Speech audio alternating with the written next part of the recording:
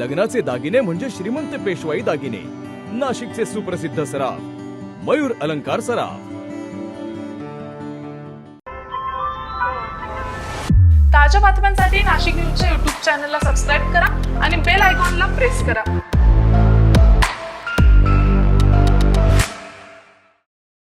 नाशिककरांसाठी ही एक अत्यंत महत्त्वाची आणि चिंतेची बातमी समोर येते. नाशिक शहराला पाणी पुरवठा करणाऱ्या गंगापूर धरणातील पाणीसाठा झपाट्यानं कमी होतोय.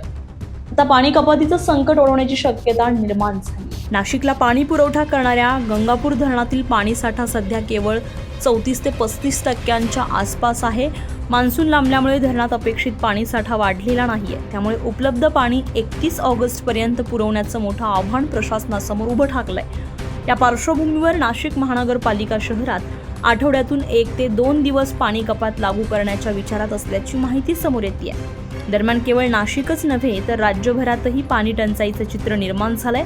महाराष्ट्रातील धरणांमधील एकूण पाणीसाठा 25% कमी झाल्यानं पिण्याच्या पाण्याला सर्वोच्च प्राधान्य दिलं जात आहे. दरम्यान गंगापूर धरणातील घटत्या पाणीसाठ्यामुळे नाशिककरांसमोर मोठं पाणी संकट उभं राहण्याची शक्यता आहे. त्यामुळे येत्या काळात पाणी वापरावर बंधनं येण्याची चिन्ह स्पष्ट दिसत असून पावसावरच शहराचं भवितव्य अवलंबून राहिलंय.